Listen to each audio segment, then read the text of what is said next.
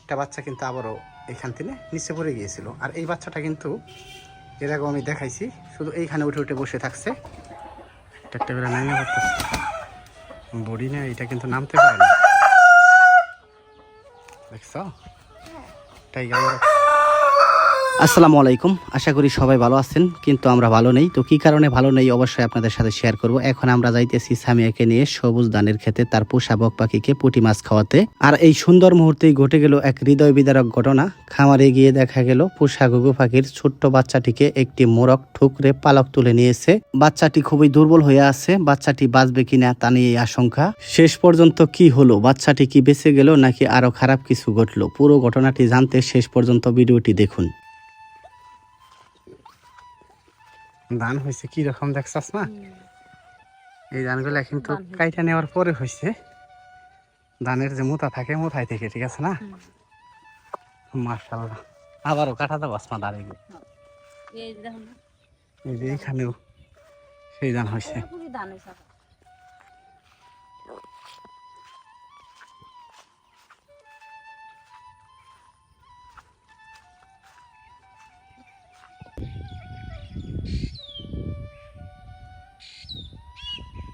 দেখেন রকমের জন্য কত বড় বড় মাছ নিচ্ছে, এখনকার খাওয়াবো।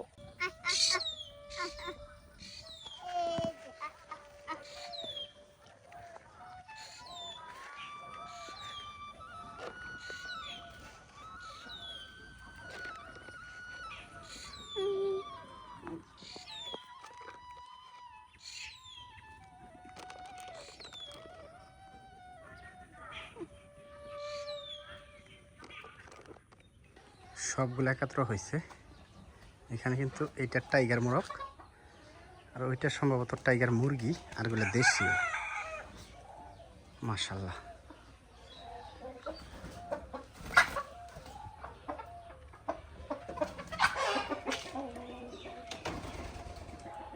একটা বেলা নামে করতেছে বডি না, এটা কিন্তু নামতে পারে না, দেখছ টাইগার মোরগ কত বড় বড় হয়েছে।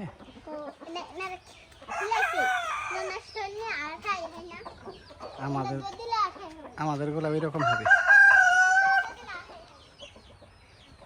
দূর দিলে যাইতে পারে না। সামিয়া বলতেছে আইসা বড়, এটা কিন্তু দেশীয় মোরগ।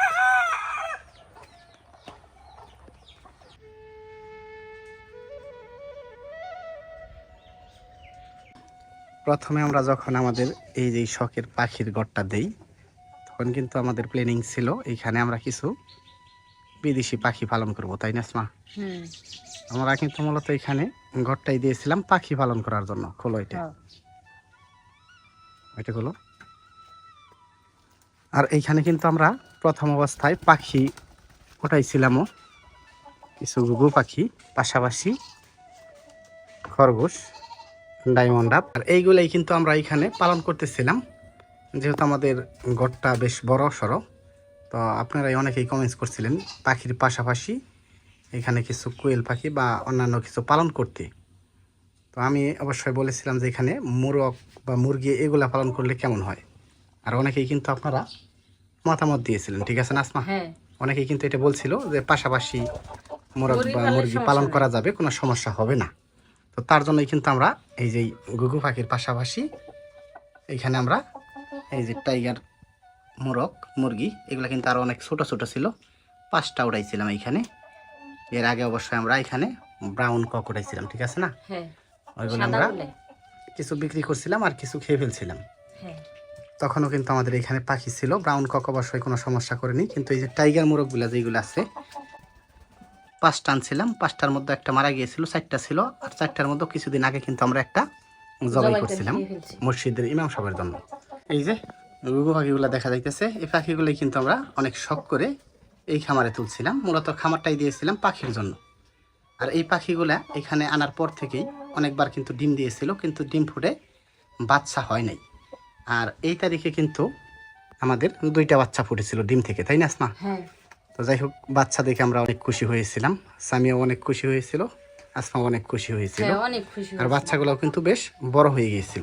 তো আপনাদের আমরা প্রতিনিয়ত ওই ভিডিও দেই, অবশ্য ভিডিওতে যারা দেখেন তারা তো জানেনই। আর একটা বাচ্চা কিন্তু আমাদের এই টাইগার মোরগ কিছুদিন আগে বাচ্চাটা সম্ভবত নিচে পড়ে গিয়েছিল, ওখান থেকে ঠুকরিয়ে মেরে ফেলছিল। আর এই তারিখেও এমন একটা ঘটনা ঘটিয়েছে যা দেখে আসলে মেনে নেওয়া যায় না, মেনে নেওয়ার মতো না। সামিয়াও খুবই কষ্টে কান্না করছিল, আসলে কান্না করলেও কিছু করার নাই। একটা বাচ্চা কিন্তু আবারও এইখান থেকে নিচে পড়ে গিয়েছিল। আর এই বাচ্চাটা কিন্তু এর আগেও আমি দেখাইছি, শুধু এইখানে উঠে উঠে বসে থাকছে।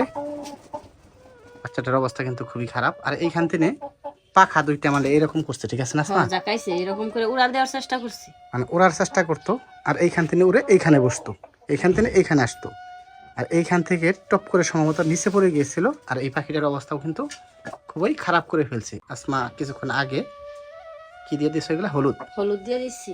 কাঁচা হলুদ দিয়ে দিছো তাই না? অনেকগুলা ফোর উড়াইছি, দেখো না রক্ত বের করে ফেলাইছে। এই পাখিটা আসলে বাঁচবো না মারা যাবো এটা আসলে এখনো বলা যাইতেছে না। তো আমরা সিদ্ধান্ত নিছি, এই যে মোরগগুলা দেখা যাইতেছে এইগুলা আমরা এইখান থেকে সরিয়ে ফেলবো। সরিয়ে ফেলবো বলতে আমরা বিক্রি করে দেবো, তাই না আসমা? যেহেতু এইগুলা এখানে রাখলে আমাদের সমস্যা হইতেছে, তো আমরা একটা মোরগ রেখে আর দুইটা মোরগ বিক্রি করে দিব। তার কারণ এখানে মোরগ থাকলে কোনোদিনই পাখি পালা সম্ভব হবে না, যেহেতু আমরা শখ করে ঘরটাই দিয়েছিলাম পাখি পালন করার জন্য। যদিও আমাদের একটা ঘর রয়েছে এই যে এখানে, এটার মধ্যে কিন্তু এক পাশে বক পাখি থাকে আর এক পাশ খালি রয়েছে। এখানে কিন্তু আমরা আমাদের খরগোশটা রেখে দেব। তার কারণ হলো খরগোশ খাঁচার ভিতরে থাকলে অনেক সময় বের হয়ে যায় নিচে, আর নিচে বের হলেই মোরগ খরগোশকে টুকরাটুকরি করে, এটা একটা অঘটন ঘটে যেতে পারে। তার জন্য মূলত আমরা খরগোশটা এখানে দিয়ে দিতেছি। আর আমাদের টাইগার মোরগ সম্ভবত বিক্রি করে দেব, আর একটা মোরগ আমরা রেখে দেব খাওয়ার জন্য, খেয়ে ফেলবো। এখানে আসলে মোরগ এবং পাখি একাত্র পালন করা সম্ভব না। মূলত আপনাদের কথাই কিন্তু আমরা এখানে এই মোরগগুলো উঠাইছিলাম। তো জানি না কে কী কমেন্টস করবেন বলবেন। তো আপনাদের মতামত নিয়েই কিন্তু আমি এই মুরগিগুলো এখানে উঠাইছিলাম। নিয়ে আসো খরগোশ, নিয়ে আসো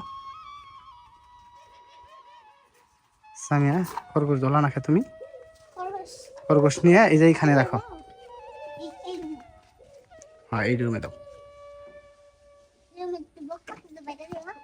বক পাখি বাইরে কোনো সমস্যা নাই, বক পাখি তো খাওয়ার জন্য বেরোবো। যা তোরা এখন মাছ নিয়েই নেই, তোরা পরে দিতেছি।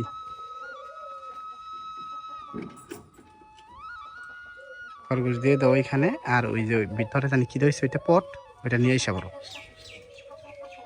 ওটার মধ্যে তার পানি দেওয়া যাবো না আসমা, খরগোশে।